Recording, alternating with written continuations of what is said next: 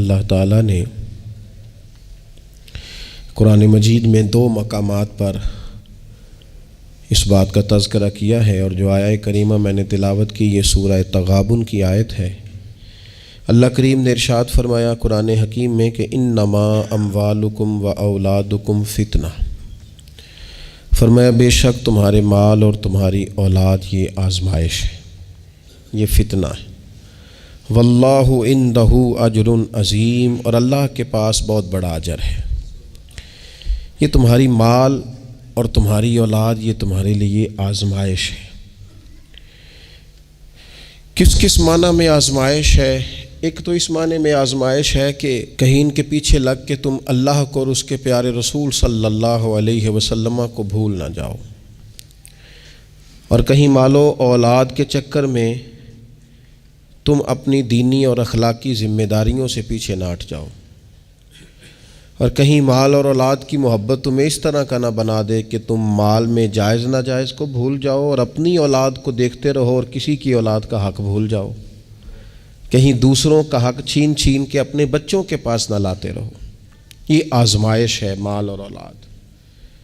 اور ایک معنی یہ ہے کہ انما اموالکم و اولادکم فتنہ، اس معنی میں کہ ان کی محبت بندے پر غالب ہوتی ہے، تو کہیں اس محبت کے غلبے کی وجہ سے ان دونوں چیزوں کے اصل جو مقصود ہے ان سے نہ غافل ہو جانا۔ کہیں ایسا نہ ہو کہ تم مال کماتے رہو اور کماتے کماتے تم اللہ کی راہ میں خرچ کرنا ہی بھول جاؤ،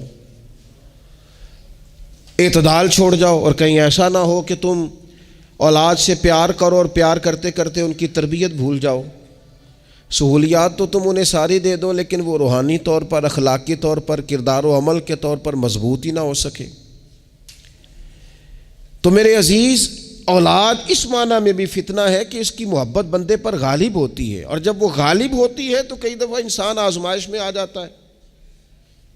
اور یہ جو مفہوم ہے نا کہ اولاد کی محبت غالب ہوتی ہے تو آزمائش بنتی ہے، اس کو تو خود نبی پاک علیہ السلام نے بیان کیا۔ ترمذی کتاب المناقب میں حدیث موجود ہے، اللہ کے پیارے رسول صلی اللہ تعالی علیہ وسلم جمعۃ المبارک کا خطبہ ارشاد فرما رہے تھے۔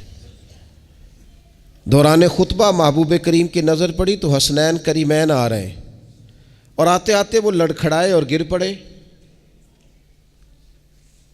حضور نے جمعے کا خطبہ روک دیا، محبوب اٹھے، بچوں کو یا دونوں میں سے ایک تھے ان کو اٹھا کے حضور قریب لائے، اور دوبارہ ممبر پر بیٹھ کے فرمایا رب نے سچ فرمایا ہے، انما اموالکم و اولادکم فتنہ، تمہاری اولاد اور تمہارا مال آزمائش ہے تمہارے لیے۔ فرمایا بچہ گرا ہے اور مجھے تقریر روکنی پڑی، بات روکنی پڑی، غالب آ گئی محبت۔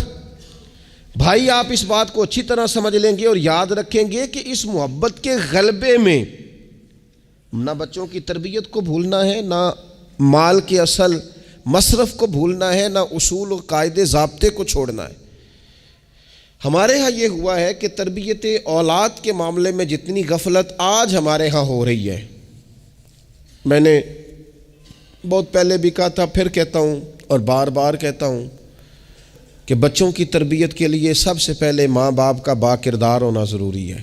یہ نہیں ہو سکتا کہ والد ہاتھ پھیلا کے پیسہ اکٹھا کرے اور بیٹا اس کا محنتی ہو جائے۔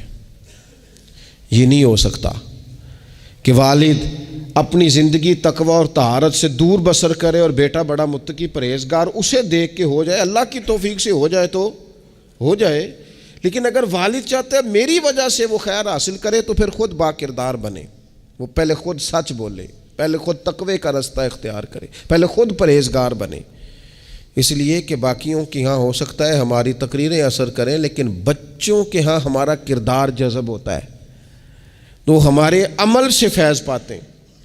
تو پہلی بات تو یہ کہ ان سے رویہ اس طرح کا رکھا جائے کہ وہ ہمارے کردار سے سبق، اور دوسری بات یہ کہ اپنی اولاد سے پیار کیا جائے۔ ہمارے ہاں جناب بے پناہ ڈانٹ ڈپٹ ہوتی ہے بعض جگہوں پہ بچوں کو، خاص شفقت بچوں کے ساتھ آپ کا رویہ میٹھا ہو، ڈانٹنا کبھی کبھار ہے اور پیار ہر روز ہے۔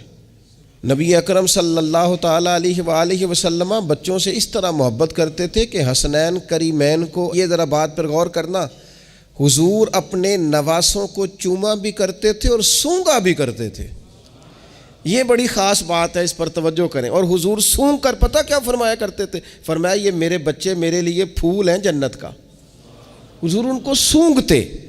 آپ کسی خاص شے کو سونگتے ہیں، کوئی خاص ہی معطر چیز ہو تو سونگتے ہیں۔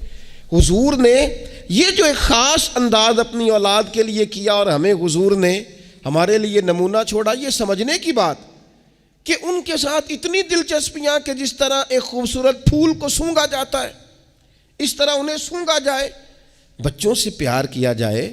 کچھ مطلب والد صاحب کہتے ہیں او جی میری نہ پھر پتر تو انہیں پتہ ہے نا میری پھر طبیعت کوڑی ہے۔ اچھا جی کیوں کڑوی ہے؟ آپ مرچیں کھاتے ہیں؟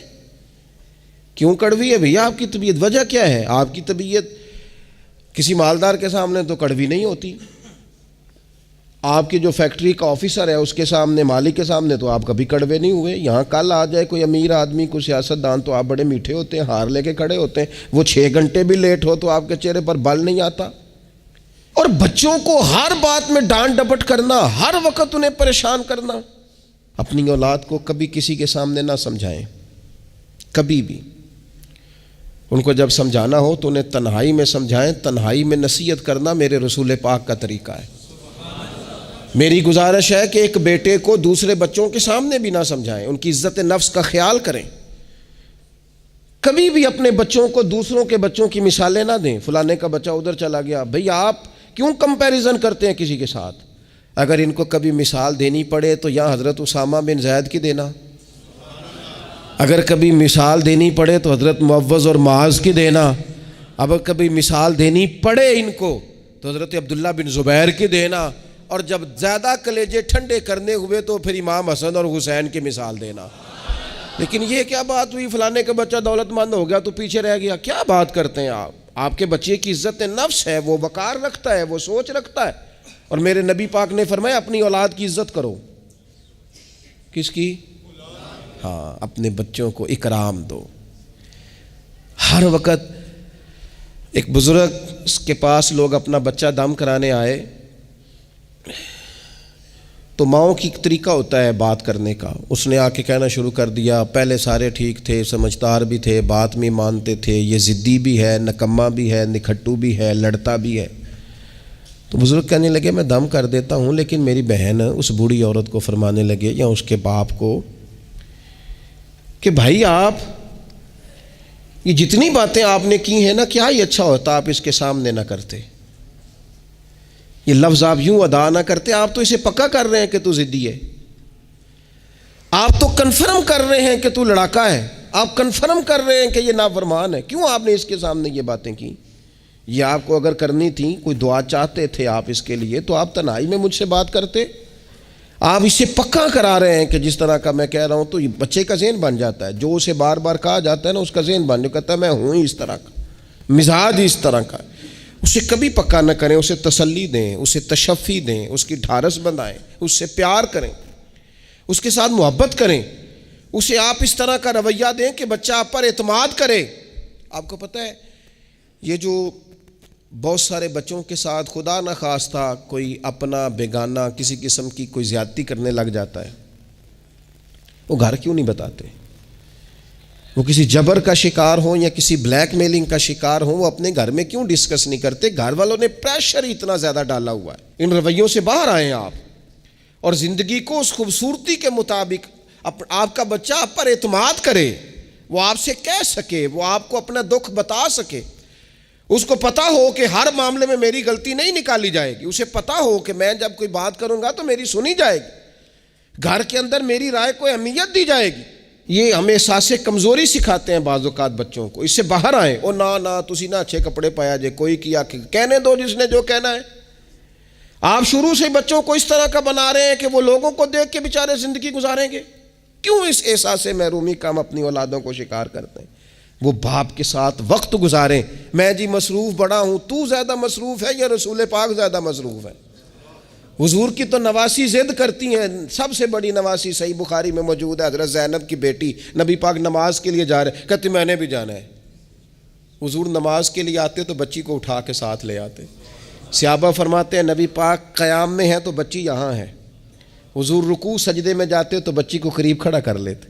اور پھر پیار بیٹیوں سے تو حضور نے کیا ہی، شہزادیاں چاروں جب آتی حضور اٹھ کے کھڑے ہوتے.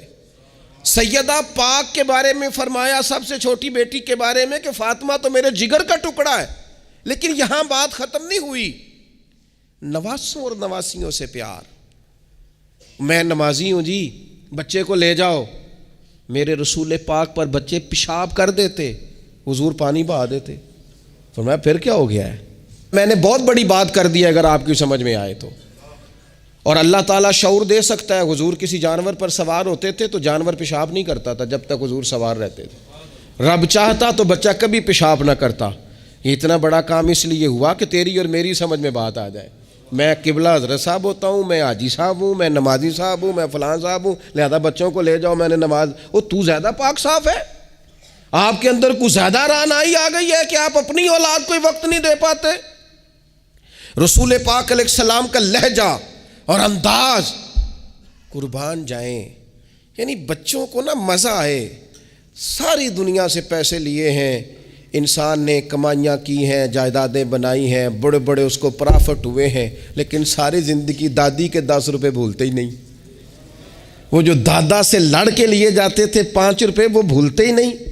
وہ ابا جی سے کبھی پیسے چاہیے ہوتے تھے تو ابا جی سے نہیں ڈائریکٹ کہتے تھے, دادی اماں سے کہتے تھے, دادی آج 100 ہی لینا ہے. تو دادی کے پاس بیٹھے ہوتے تو ابا جی کو بلا کے دادی اماں کہتی روپیہ 500 دینا مینوں چاہیے. تو ابا جی کہتے اماں جی کی کرنے نے, تینوں وضاحت دینا ضروری ہے, تو دے نا 500.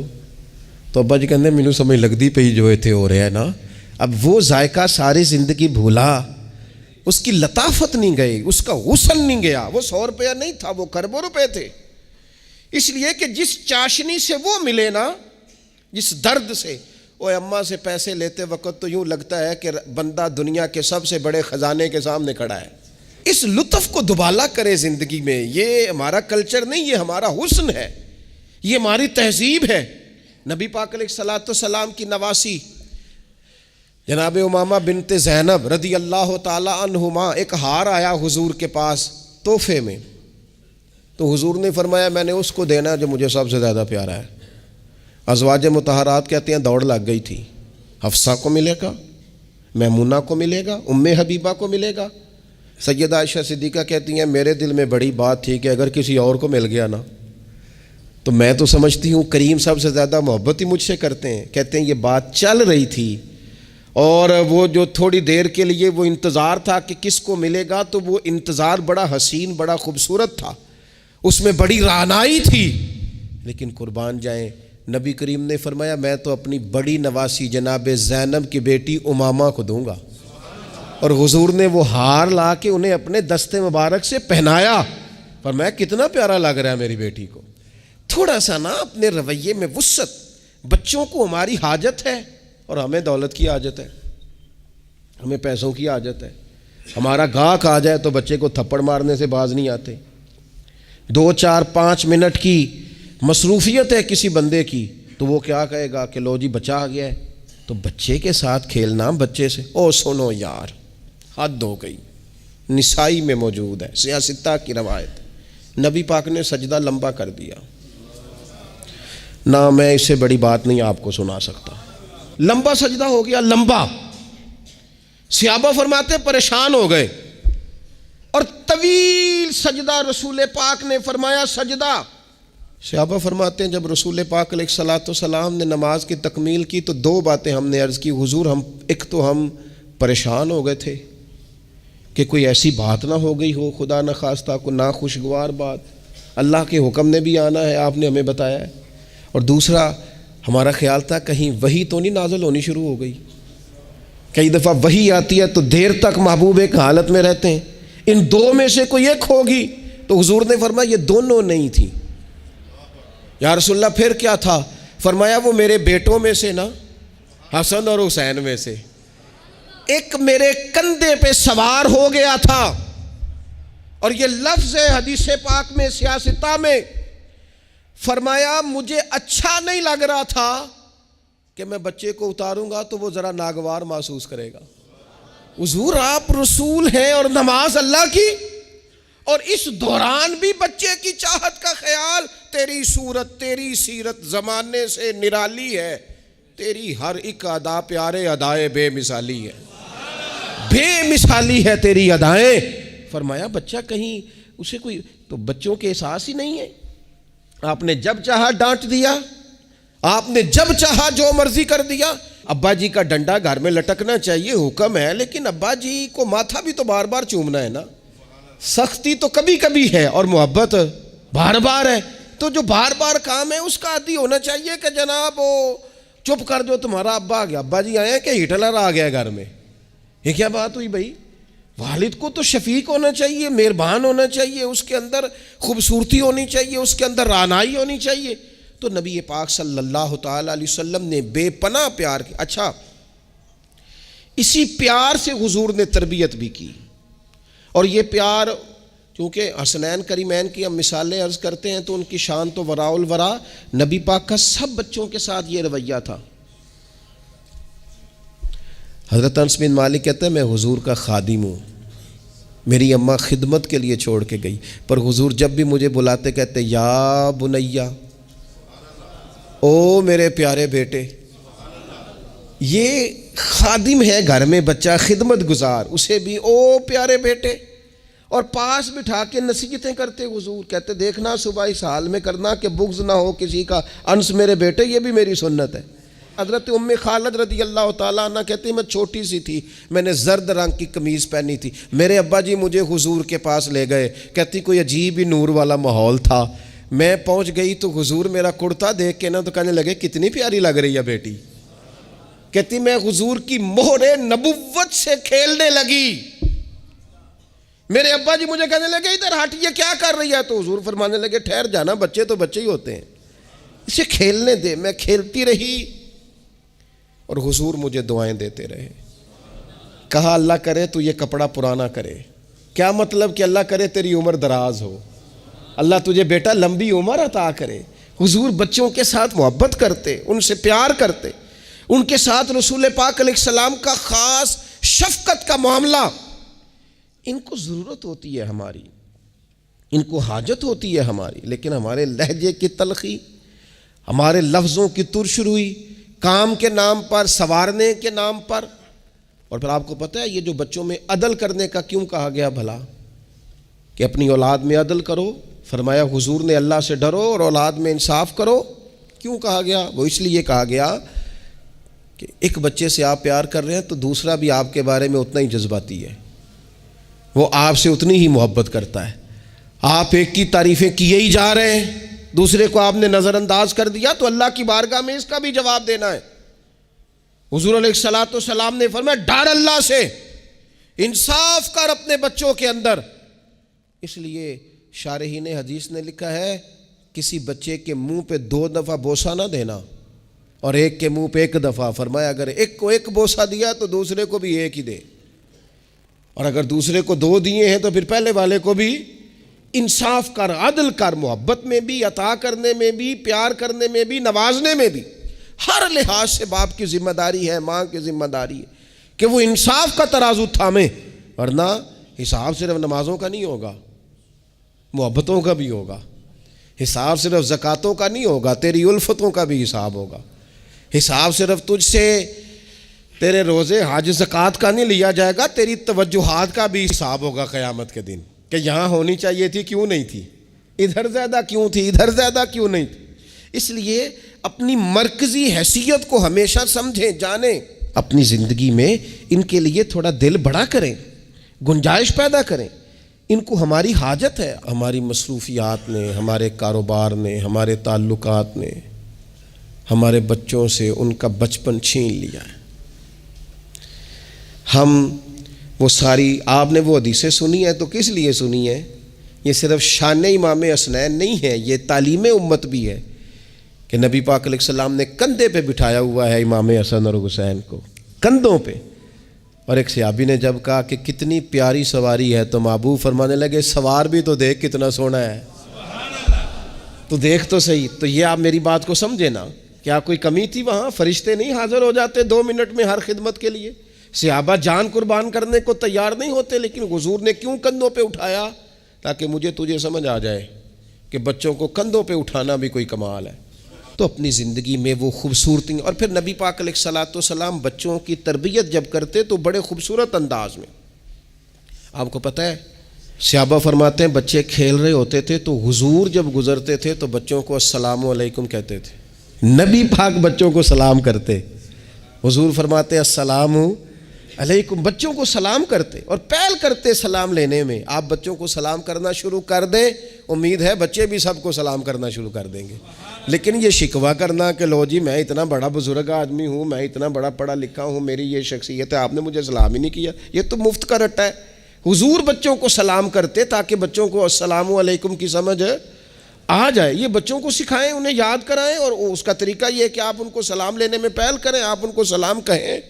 ہاں، سکھانے کے لیے آپ ان سے مطالبہ کر سکتے ہیں کہ یار میں نے سلام کہا ہے، تمہیں جواب دینا چاہیے تھا، ہم نے کیوں نہیں دیا، تاکہ ان کو سمجھ آ جائے کہ یہ السلام علیکم اور وعلیکم السلام یہ ایک سنت ہے. پھر اللہ کے پیارے رسول صلی اللہ تعالیٰ علیہ وسلم بچوں کو چھوٹی چھوٹی چیزوں کے آداب سکھاتے.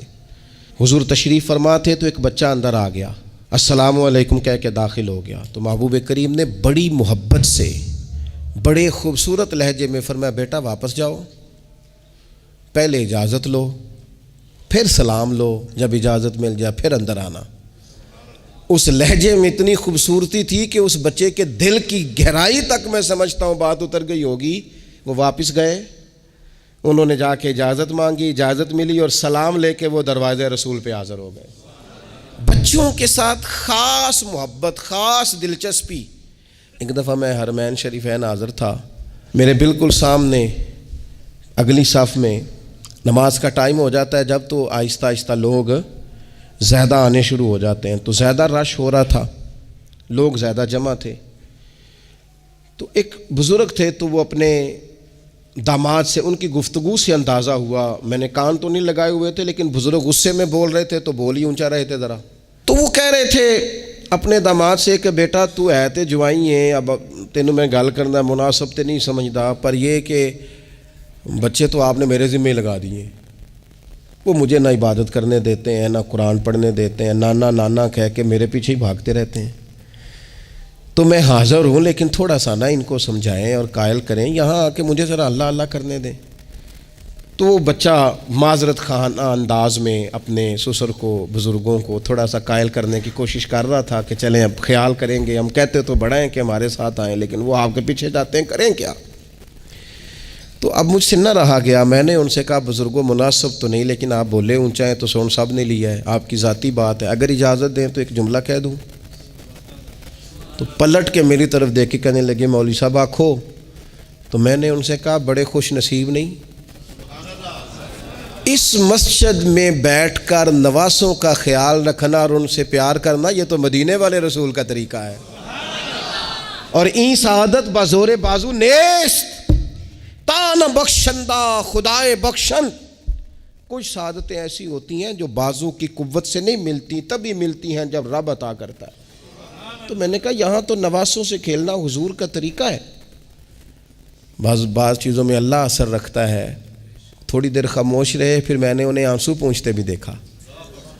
کہنے لگے اللہ تہاڈا بھلا کرے، لو بھائی پتر ہن تسی بھاویں آرام کرو. بعض دفعہ باتیں وہ ناراض بھی ہو سکتے ہیں، تو میں تیار تھا اگر وہ ناراض ہوں گے تو میں معذرت کروں گا، لیکن تھوڑا سا نا ایک بات میں نے ضرور کرنی ہے آپ سے. مجھے بڑا مزہ آیا، مجھے پتہ نہیں اب وہ کالم نویس زندہ ہیں کہ نہیں، عبد القادر حسن ہوتے تھے، انہوں نے ایک بات لکھی تھی مجھے بڑی یاد رہ گئی، اور جس دن میں نے پہلی دفعہ پڑھی تھی میں رویا بھی بڑا. وہ کہنے لگے ایک دفعہ گورنر مدینہ نے نا حکم دیا تھا کہ چھوٹے بچے لوگ مسجد میں لے کے آتے ہیں روضہ رسول صلی اللہ علیہ وسلم پر، تو بچے قالین خراب کر دیتے ہیں، مختلف قسم کی چیزیں گرا دیتے ہیں. تو اس طرح کریں کہ بچوں کو منع کیا جائے، اور کم از کم مقامی لوگوں کو ضرور منع کیا جائے کہ وہ بچوں کو لے کے نہ آئے. انہوں نے لکھا تھا کہ رات ہی کو اس شخص کو خواب میں رسول پاک علیہ السلام کی زیارت نصیب ہوئی، اور نبی پاک علیہ الصلوۃ والسلام نے گورنر سے کہا تم نہ اپنے قالین اٹھا کے لے جاؤ، پر میری امت کے بچوں کو میرے شہر سے دور کوئی نہ کرے، ان کو آنے دو، یہ اپنے رسول کے پاس آئے، لے جاؤ اپنے قالین اٹھا کر اگر تمہاری سمجھ میں نہیں آتا، لیکن بچوں کو کوئی آنے سے منع نہ کرے۔ کیا کہا تھا میرے امام نے حضور کے بچپن کے بارے میں؟ کہا تھا اللہ اللہ وہ بچپنے کی پھبن، اس خدا بھاتی صورت پہ لاکھوں سلام، اور پتلی پتلی گلے قدس کی پتیاں، ان لبوں کی نزاکت پہ لاکھوں سلام، ان کے مولا کے ان پر کروڑوں درود، ان کی ہر خو و خصلت پہ لاکھوں سلام۔ اور ادا پر ہی قربان جائیں، فرمایا لے جاؤ اٹھا کر کے تم اپنا سامان، لیکن کوئی بھی یہاں سے بچوں کو دور ہے، اگر ان سے ہمارا پیار ہوگا تو یہ ہماری بات بھی سمجھیں گے، لیکن اس محبت میں بھی اعتدال ہو۔ اس محبت کا یہ معنی ہرگز نہیں ہے کہ اس محبت میں وہ کوئی نافرمانی کی بات بھی کریں تو ہم نے قبول کرنی ہے، اور اس محبت میں وہ اگر تعلیم و تربیت سے دور ہو جائیں تو اسے بھی ہم نے قبول کرنا ہے، لیکن ایسا نہ کریں کہ بالکل ماحول اس طرح کا ہو کہ ایک خوفناک منظر پیش کرے۔ ان کی تعلیم تربیت تبھی ہوگی جب ان سے ہماری محبت ہوگی۔ اللہ تعالیٰ مجھے اور آپ کو، ہم سب کو اپنے اپنے بچوں کی صحیح تربیت کی توفیق عطا کرے۔